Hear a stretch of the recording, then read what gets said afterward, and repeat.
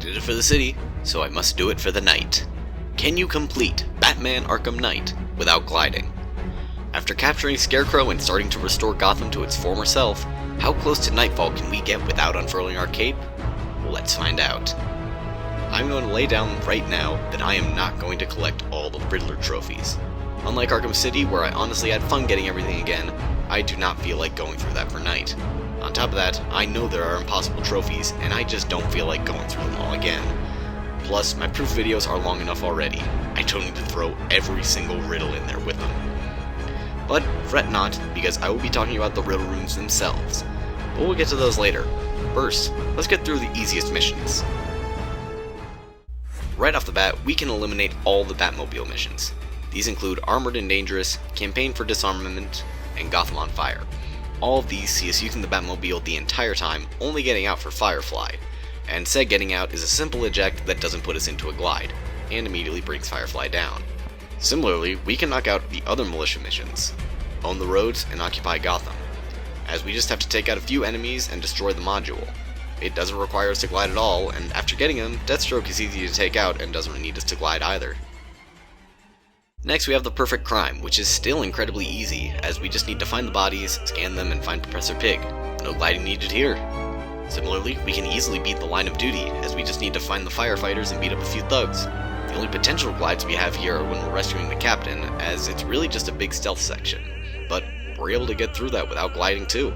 Friend in Need is even easier, as we just need to get to Wayne Tower and counter Hush to save Lucius. Lamb to the Slaughter is just as easy, as we just have to beat up some thugs and take down Blackfire. The only difficult part is getting to the Lady of Gotham, but even that can be taken care of with a basic line launch.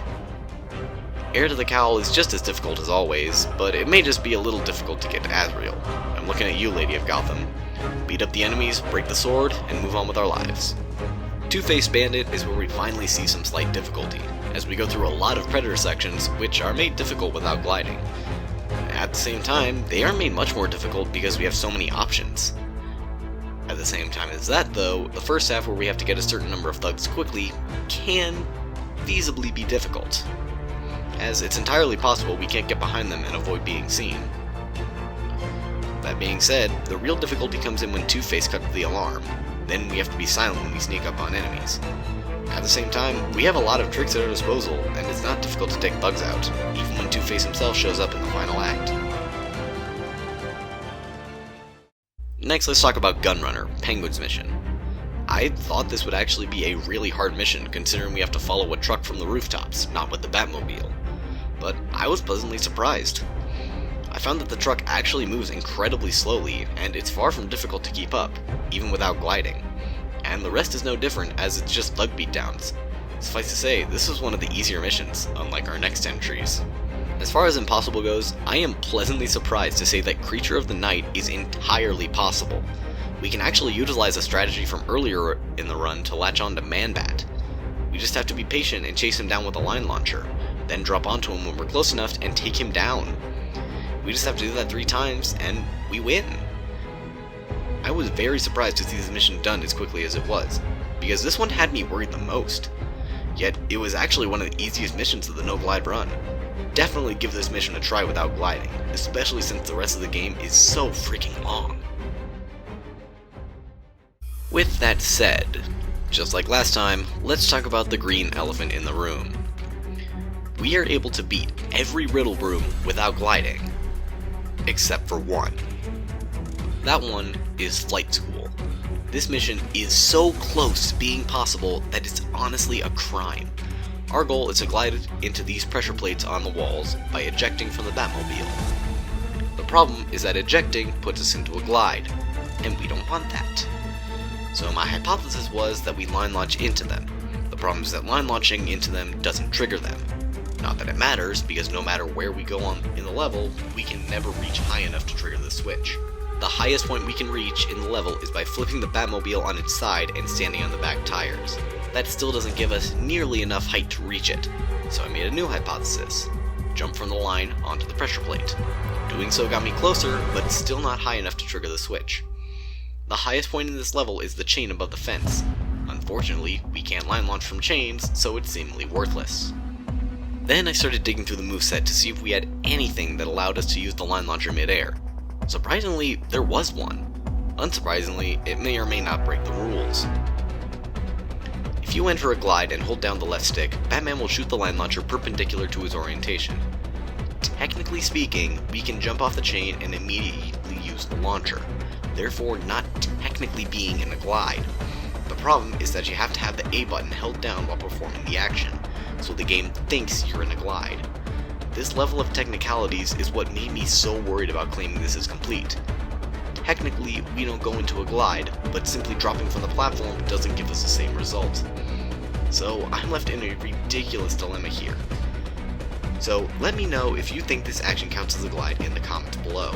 After enough votes to either side, I'll make a pinned comment with my final decision. With that out of the way, let's talk about the rest of the room. After getting into this wire walk, we can drop into the line launcher and begin maneuvering our way to the switch. Like I said, actually launching into the switch doesn't activate it, so we have to find a different way. Said different way is convoluted and stupid, but can be done. The best way is to launch as close to parallel to the switch as possible. Then simply jump toward the switch and it should be activated. Luckily, Batman is close enough to the wall that he doesn't go into a glide when leaving the wire and simply jumps off of it. After that, repeat the process for the second switch and we can cheese our way into getting the third. By failing repeatedly, Riddler will take pity on us and give us a free out. Thank God, otherwise we wouldn't have been able to reach the last switch. Why he couldn't have taken pity sooner is beyond me.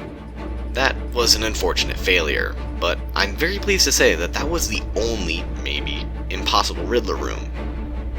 All the others are completely possible without gliding, and I'd like to highlight one in particular. Aside from Cold Call Killer in Arkham City, Drain Pain is one of the hardest but most satisfying missions to do no glide. As Riddler states, the task is simple. Just lower the water. The means to complete this task, however, are much more demanding. We're tasked with manipulating this drain to line up a hole with the Batmobile. We must then eject from the Batmobile and glide into the hole provided. While seemingly simple in concept, it's much more difficult when your cape decides not to work. As such, we must find a different way to get in, and it just so happens that I found it. The first is the most difficult to enter as you have a giant screen in your way. The easiest way I found was to drop off the chain in the middle, then quickly grapple to the ledge below the screen and let it go. If you time it just right, you should make it into the hole without becoming a bat kebab. Then, thankfully, each switch gives us a checkpoint, so we never have to worry about losing progress to death, which was surprisingly common as I was experimenting. After getting the first switch, do not go back to the Batmobile. Instead, use the remote to move it to switch 2 and move it into place. Then use the line launcher to very carefully line yourself up with the hole and not attach to the blades. If you line up correctly and drop at just the right time, you should fall into the hole and hit the second switch. Then we just have to repeat the process for the third switch. Except we can't, because it locks Batman behind a wall.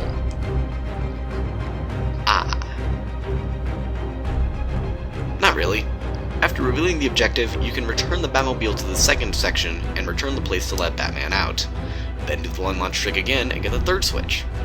This was one of the most satisfying puzzles to figure out, right up there with the Wonder Tower riddle in the city. That being said, that's the most eventful part of my Riddler escapades, and honestly, I'm glad I stopped when it did, otherwise my computer would literally implode from all the data I was collecting. So technically, no. It is not possible to complete Batman Arkham Knight without gliding. We can absolutely activate Nightfall, but Riddler is still running loose. I'm still proud of how much I was able to complete, especially in regards to Man-Bat and Penguin. And I'm definitely glad I'm moving on from this game. I love it, but not gliding was much more tedious than City. With that in mind, I say it's time we dial back a bit. Return to a simpler time. See y'all next time when I tackle Batman Arkham Asylum without gliding. I'll see you later, chaps.